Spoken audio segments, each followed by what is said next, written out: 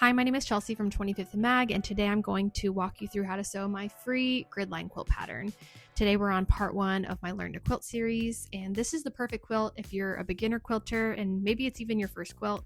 And I also highly recommend this quilt for more experienced quilters who want a quick weekend project. So let's get started. You can download the free PDF pattern at the link in the description, or you can follow along this video for step-by-step guidance. So to make this quilt, you only need a few things. First is a cutting mat as a surface to cut on. You will also need a ruler measuring at least 8.5 by 8.5 inches. This one is 12.5 inches, and I highly recommend this. It's a very versatile size to have in your quilting supplies stash. You will also need a rotary cutter. I also recommend getting pins if you are a beginner quilter, though these aren't necessarily needed. And aside from that, you just need a sewing machine and fabric. So you will need 1 7/8 yards of background fabric. If you can't get that exact number, just round up to 2 yards and you'll have a little extra. Next, for fabrics 1 through 6, you will need a 1/4 yard each. And what's great about this pattern is you can also use fat quarters for these, or even 2.5 inch by width of fabric strips. And the pattern kind of details some cutting instructions for those, so feel free to check out the PDF if you are using those. And you'll also need another 1/4 yard of fabric 7. And aside from that, you will need 1/2 yard for binding and 3 7/8 yards for backing fabric. So I recommend a width of fabric of 43 inches, though 42 inches will also work. Sometimes when you purchase fabrics, the manufacturer will explicitly state what the width of fabric is, but if you need to measure, you're going to measure selvage to selvage. And the selvage edges are those edges, sometimes there's text or there's little holes or fuzzy weird edges. And if you need to double check that, just unfold your fabric and get a measuring tape and measure. So I'm using Art Gallery Fabrics Pure Solids, and these have a width of fabric of 44 inches, so I'm good to go to continue with this fabric. And one last step before you start cutting into your fabric, sometimes it'll arrive a bit wrinkled, and I recommend giving the fabric a good press just to make sure everything lays flat once you start cutting. So now we can prep our fabric to cut. So start with your fabric folded in half with selvage edges together and make sure everything lays smooth. And then take that folded edge and bring it up to the selvage edge and line it up straight. Make sure there's no wrinkles in the fabric and give it a quick press with your fingers. So before we start cutting our background fabric, we also need to make sure that this edge is straight and square with the bottom. So what you're going to do is take your ruler and line it up along the bottom, that folded edge, and make sure that it's going to cut all 4 layers of the fabric to get it square. Then while pressing down firmly with your ruler hand, you're going to use your rotary cutter to give it a cut, and this is going to square your fabric and get you ready to cut the width of fabric strips. So I think something that confuses a lot of new quilters is using the measuring ruler marks on their cutting mat. What I recommend is using your ruler to measure and cut. That's going to give you more accurate cuts, and it's going to be a lot easier. So we will begin by cutting 7 8.5 inch by width of fabric strips. So you want to align your ruler with that folded edge of the fabric and make sure the left side of fabric falls on the 8.5 inch mark on your ruler.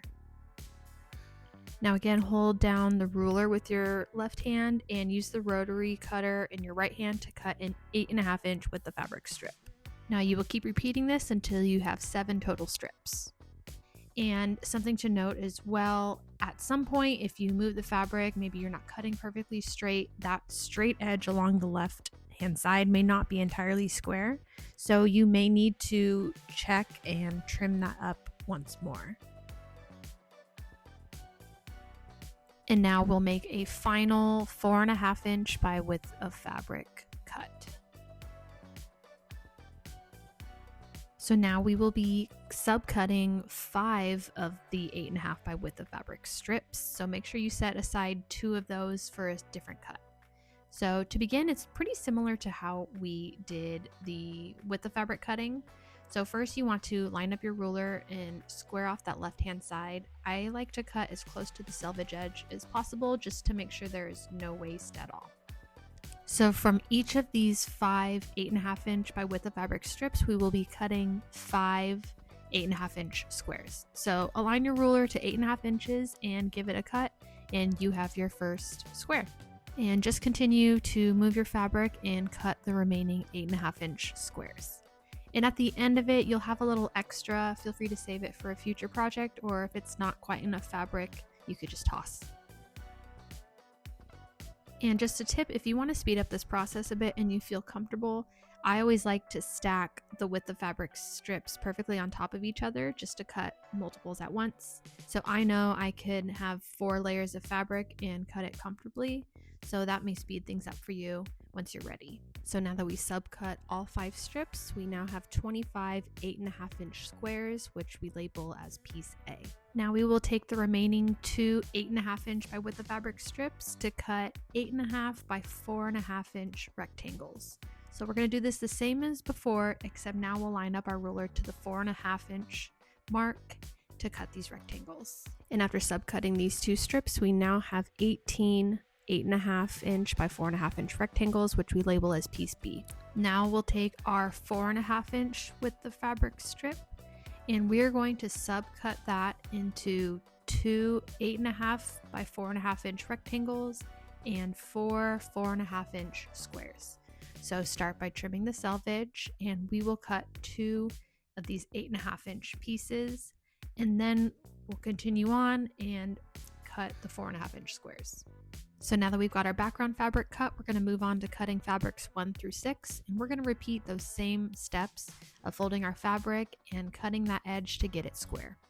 So from each of these fabrics, we will be cutting 3 2.5 inch by width of fabric strips. So align your ruler with the fabric at the 2.5 inch mark and cut a strip. So from each, you're going to have a little extra fabric, so feel free to save that for a future project. So I'd like to separate out 2 of the strips with 1 of the strips, because 2 of them you're going to be cutting the same way, and that 3rd you will cut differently. So make sure you don't accidentally cut all 3 strips the same way. So now we can subcut 2 of those strips into 10 2.5 inch by 8.5 inch rectangles. So to make this go by quicker, I'm stacking these 2 strips on top of each other. I trim off the selvage edge, and then I'm cutting it to 8.5 inches from that end. So in total, we will have 10 of those rectangles from these 2 strips, and this is going to be done for all fabrics 1 through 6. And now from that 3rd strip, we're going to be cutting 4 2.5 inch by 4.5 inch rectangles, and you're going to have a little extra, so save that just in case you mess up on something. So in total, from each fabric, we will get 10 2.5 by 8.5 inch rectangles, piece D, and 4 2.5 by 4.5 inch rectangles, piece E. So for fabric 7, we are going to do the exact same thing. We're cutting 3 2.5 inch by width of fabric strips, but now we will subcut those into 36 2.5 inch squares, which we label as piece F. So now we have all the fabric cut for our quilt, and we are ready to begin assembling. So this quilt is assembled by rows, and we will be starting with row A, which is the top and bottom rows of the quilt. So basically, this quilt is just alternating background pieces with those colored strips that we cut. So for row A, we have 2 C pieces, which are on the ends, alternated with 6 E pieces and 5 B pieces. So each of these rows has 1 of each of those 6 colors alternated with the background fabrics. So if you're just starting out, it may be easier to line this up and plan just so you get a visual of how it looks. And once you're happy with that, you can stack them left to right on top of each other. I will show you how to chain piece in a bit if you'd like to speed up this process, but when you're starting out, I suggest keeping it very simple and stacking them and sewing together row by row just till you feel comfortable with the process. So repeat that once more to get your second row, and then we are going to take this over to our sewing machines to start piecing together. So on our machines, we need to have a couple things set up to begin piecing. First thing is you want to have your stitch length around 2. That's what I prefer. Also, you're going to need to set up your needle so you can piece with a 1/4 inch seam allowance. Some machines have a setting to line that up with the edge of your foot. I have a 1/4 inch piecing foot, which allows me to maintain a consistent seam allowance. So now we're going to be working top down on our rows, and we will line up that first C piece with the E piece along the edge. If you're new to quilting, you may prefer to pin or use clips like these just to make sure everything stays straight. If you're more experienced, sometimes I just don't even use pins because I can use my fingers as pins. But make sure these are lined up squared together and lined up with the edge of your foot to begin piecing. So carefully sew down this first seam, and once you cut the thread, open that up and grab the next piece in your stack and line that up again, and you will repeat this all the way through that stack until you get to the end of the row. This may feel a little bit tedious, but once you feel more comfortable with the process, there is a way to get this sped up a bit without having to cut your thread every time. Now we will press the seams. We will be pressing them toward the E pieces, which is away from the background fabric. And we'll be pressing them in one direction and alternating seams, so when we finally assemble it, things will line up super easily. So I like to start ironing from the back side, and you'll get your iron, and I like to use the weight of the iron and my hand with the fabric to kind of make a little bit of tension and just gently push the seam over. You don't want to stretch or warp the fabric in any way, just lightly press down on the seam. It may also be helpful if you use your fingers to press the seam before ironing, just so it's headed in the right direction. And once you're done with that, I like to flip it to the right side and give it one final press to make sure everything is smooth. Next, we will begin assembling row B. There are 6 total of these rows. So we have 1 E piece on each of the ends. We have 6 F pieces, which are these squares, and 5 D pieces alternating with each other. So you may find that it's easier for you to just sew one by one, but I'm going to show you how to chain piece so you can piece these together much quicker and it'll save you some time. So for this, it's probably easiest to lay out all 6 rows ahead of time. And I also like doing this because this helps ensure that all the colors are just randomly throughout the quilt. So once all these B rows are laid out, we are going to first stack those first E and F pieces together. That's going to be the first seams that we sew, and I keep those separate from the rest. Now we will be stacking, going down each row. We're going to go down vertically and then move to the next row and stack it into one big stack. So we first have that first seam that we're sewing, as you can see here. That's going to give us each of these rows ready to go, and then we just work down that stack and keep going, and we hardly have to cut our threads. So I've taken everything to my machine, and now I'm going to just grab 2 pieces at a time and sew these together. And the trick to this is don't cut your thread each time until you reach the end of that column. And by starting with that separate stack of just those E and F pieces, this makes sure that we are sewing the right amount of rows and don't get things mixed up. So now we reach the end of that first stack, and we can finally cut our thread to move on to the next step. So now we can move on to the rest of that stack we made, and don't cut any of these threads. It's going to help keep us organized. So open up that piece and grab that first fabric in that stack and piece that together. And again, we don't cut the thread. This helps save time. Now we move on to the second fabric in the stack, and we are going to just keep going until we reach the end of this column. So once we reach the end, we can cut our thread, and we're going to move on to the next piece in the stack, which is going to be F pieces. And we keep working all the way through until we've reached the end and we have no more pieces left to sew. So here are all of my B rows chain pieced together. And once that's done, but before you press, you can go through and cut all of those connecting threads. So to press these seams, we are going to press them towards the E and D pieces, which is away from those smaller F squares. And once you do the back side, flip it over and give it a quick press from the right side. And now we are going to sew row C. We are sewing 5 of these. So we have B pieces on the ends, alternating with the D strips and the A background fabrics. And these can definitely still be pieced row by row if you want to get more comfortable with that. But again, I'm going to chain piece this just to make this process move much quicker. So again, we are going to line up everything row by row. Then we will stack up those first 2 pieces of each row, which are B and D. And then we will be stacking up by columns on each row. And you will piece these together the same way that we did chain piecing for row B. And once that's done, you will have this one big piece connected by the threads, and you'll need to cut those threads before pressing your fabric.